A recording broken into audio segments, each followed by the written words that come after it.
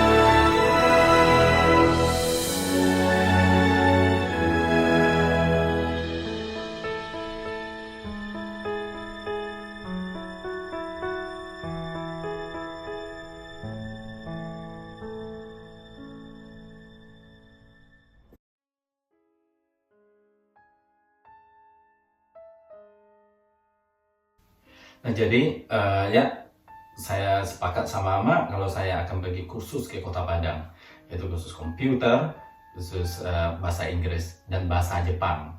Jadi Ama sepakat mau bayarin uang kursus, terus uang kos. Nah saya jadi belanja sendiri. Jadi saya pindah ke Padang. Orang-orang lagi-lagi ini kenapa lihat orang kuliah itu, mungkin karena saya ngerasa saya sanggup itu untuk pergi kuliah, untuk belajar di universitas, tapi apa boleh buat, finance nggak mendukung. Nah ya memang saya agak minggir dikit dari teman-teman yang kuliah waktu itu. Jadi saya tinggal di kos-kosan, punya teman baru, lingkungan baru, pekerjaan juga saya sempat kerja di swalayan. Jadi pas saya kerja di swalayan itu ada teman-teman yang datang, saya lagi ngepel, cleaning service lah ya, bersih-bersih segala macam dengan badan yang sangat kurus. Teman, hai kamu apa kabar? Ya gitu aja sih. Ya oke, saya baik. Oh kerja di sini, ya, kayak itulah. Sumpah saya tidak pernah malu, tidak pernah malu. Gua kerja, gua nggak pernah malu. Nah apa ya? Ini jalan hidup saya. Saya tahu kalau saya ini lagi berjuang. Perjuangan saya bukan untuk pembalasan, tapi untuk kebaikan, untuk melindungi saya sendiri nanti di masa depan. Apapun itu nanti karir saya ke depannya, saya ingin saya berdiri sendiri dan saya tidak menyusahkan orang lain. Itu aja intinya. Bukan, saya tidak pernah memikir untuk menunjukkan ke siapapun, this me. Gak pernah. Semua yang saya rencanakan pada masa itu adalah untuk saya sendiri, untuk melindungi diri saya sendiri. Saya pastilah niat untuk membantu orang tua itu dari kecil. Anyway, ya saya pun juga pernah kerja ini agak lucu ini. Jadi saya itu tinggal di kos itu cuman ya sebesar ini lah ya, 1 kali 1 meter atau 1 kali 2 meter, cuman bisa 1 tempat tidur itu aja. Terus sekitar 1 keramik itu jalan untuk saya ke kamar. Jadi bayarnya cuma 50.000 apa 75.000 satu bulan. Jadi ya nggak bisa komplain juga. Yang penting bagi saya bisa tidur, itu aja, tidur. Tapi saya suka nonton juga kan, nonton televisi waktu itu. Jadi ada TV hitam putih yang harus di toko dipukul dulu baru nyalanya, antenanya kemana-mana tergantung angin. Jadi ya seperti itu aja saya tinggalnya di kos, karena murah. Tapi alhamdulillah banyak teman-teman yang datang kalau saya di Padang itu. Maksudnya teman-teman yang satu level kehidupan waktu di kampung. Jadi mereka itu senang ngunjungin saya, walaupun kamar saya segitu bisa 3 orang loh, kebayang nggak, di bawah 1, di bawah tempat tidur 1. Gitu. Jadi waktu itu kita itu sibuk cari kerjaan ya kan, ada yang kursus sambil kerja. Jadi di swalayan itu cuma waktu Ramadan karena rame, habis itu kontraknya selesai. Jadi saya lihat-lihat koran, jadi ada salah satu iklan, ini dalam 3 bulan bisa jadi manajer. Lo tahu umur gue baru 18 tahun waktu itu kan, jadi manajer dengan gaji 5 juta 3 bulan. Waktu itu 5 juta gede banget, mungkin sama kayak 12 juta sekarang ya. Kemudian fuck off. Kemudian saya melamar, pagi-pagi udah mandi, semua udah disiapkan, ya kayak apa ya, pikirannya kayak mau ujian gitu ya kan, nggak tahu pertanyaannya nanti apa. Terus nyampe di sana, pertanyaannya gampang banget, Pancasila. Pas ngelamar kerjaan yang gajinya bakal gede banget, cuma nanyain Pancasila ya, ya saya tahu lah ya, habis kita di sekolah belajar ya kan. Nah, nggak lama setelah itu, paling 1 jaman, mereka bilang congratulations, selamat ya kamu dapat kerjaan. Wow, kamu bisa langsung kerja nggak? Ya bisa ya kan, saya langsung kerja hari itu. Nggak lama setelah itu, ada seseorang di kantor itu atau di tempat itu bawa kuali apa itu, peralatan masak gitu. Jadi saya disuruh bawa 4, 2 di sebelah sini, 2 sebelah sini. Terus saya nggak tahu ini sales atau gimana ini. Soalnya pekerjaannya nggak dikasih detail, katanya gajinya gede. Ya saya sebagai manusia biasa ya dengan kehidupan seperti itu, siapa sih yang nggak mau gaji gede ya kan. Saya tenteng itu 4, naik angkot sama mereka satu rombongan. Saya udah mikir ini pasti sales. Nah, kita menuju ke universitas di mana banyak teman-teman saya kuliah di sana. Buset.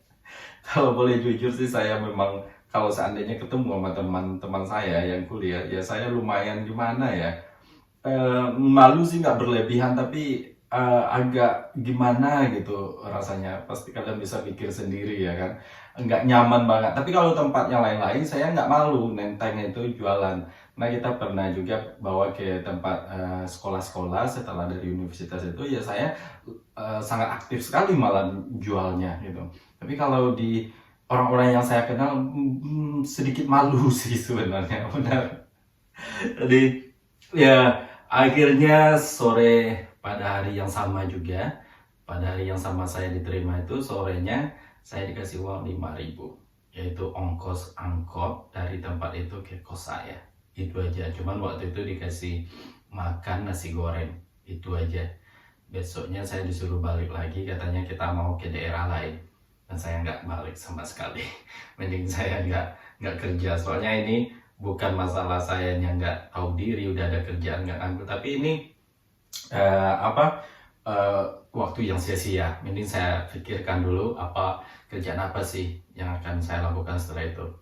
Nah, akhirnya saya dapat kerjaan jagain PlayStation, itu lumayan. Yang jelas saya kerja, terus dikasih makan, dikasih uang 10.000 setiap hari. You know what you get, you know what I mean. Nah, seiring waktu berlanjut, saya terus belajar bahasa Jepang dan mempraktis bahasa Inggris saya. Kan di sana ada di Padang juga ada tempat kursus yang lumayan bagus, namanya IF, itu gurunya semuanya bule. Nah, saya kadang-kadang ngintai bule itu sebelum dia tiba di tempat kursus. Saya di tengah perjalanan stopin dulu, saya cerita bawa kamus, terus praktek sama dia bahasa Inggris saya, walaupun dengan kata how are you bla bla bla, kayak itu kan dasarnya aja. Yang penting saya udah dengar, mengasah pendengaran saya dan percakapan saya sama mereka. Dan ada salah satu dari mereka itu suka banget karena dia lihat kalau saya itu antusiasi saya untuk belajar bahasa Inggris itu tinggi banget. Jadi saya diundang ke tempat kosnya dia, terus ya diajari sedikit-sedikit lah ya kan. Tapi sekarang saya nggak tahu tempatnya dia di mana, kampungnya dia kalau nggak salah dulu di Austria. Dulu zaman email, jadi saya lost kontak sekarang. Belum ada nomor HP atau WhatsApp. Nah, setelah 1 tahun belajar di bahasa Jepang, katanya mau diberangkatkan, udah semangat banget belajarnya, udah minta ampun. Pokoknya saya kalau belajar itu memang ambisi banget ya, memang saya matangin banget.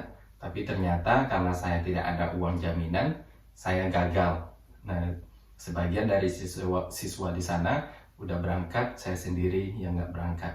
Tapi yang pihak tempat kursus bilang, nanti kamu lakuin seperti ini, bikin taktik, yaitu ambil rekening koran orang sebagai penjamin, rubah namanya, bla bla bla.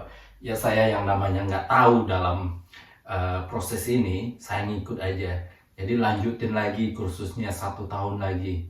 Terus setelah setahun itu lamar lagi, saya rubah semua seperti yang dianjurkan. Tapi yang namanya orang Jepang, mereka itu pastilah jauh lebih pintar dari saya yang waktu itu cuman anak ingusan yang mencoba mengopi segala macam, menduplikat, mempalsukan intinya. Jadi saya nggak lulus lagi. Nah saat itu saya sadar, buset, berarti ini bukan jalan saya untuk keluar negeri. Saya harus cari jalan yang lain. Saya nggak mau minta uang lagi dari ama untuk bayar kursus ini, bayar uang kos segala macam. Nah akhirnya saya bilang sama ama, mudah-mudahan yang kali ini saya pulang dengan keberhasilan.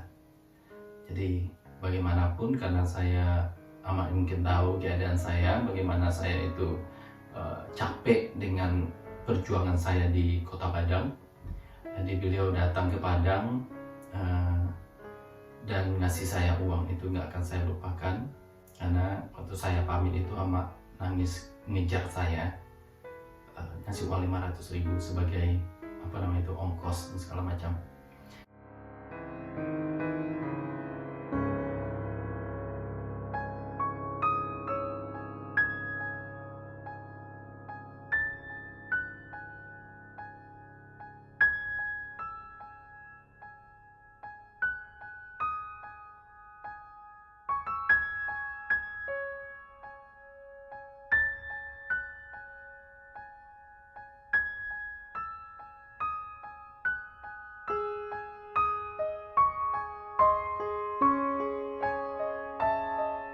Aku pamit sama kakak saya, tapi mereka semua udah menjat duluan kalau saya itu nggak akan berhasil. Jadi percuma dibantu, dikasih uang lebih itu nggak masalah bagi saya. Karena saya pamit bukan untuk minta uang, tapi saya pamit untuk restu saya mau merantau.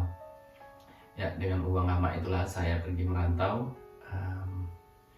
dan disitulah nasib saya dirantau. Belum ada seperti pintu yang terbuka, tapi menggapai pintu itu masih seperti gelombang, yaitu banyak sekali tantangan. Tapi merantau yang kali ini, karena saya udah mulai pendewasaan juga, waktu itu umur saya sudah 21 tahun, jadi kematangan saya udah mulai beransur, dan pemikiran saya udah mulai ada perubahan. Kesabaran juga ada, terus dengan kehidupan selama ini, kegagalan yang sudah saya jalani ini adalah sebagai tendangan saya harus berhasil kali ini.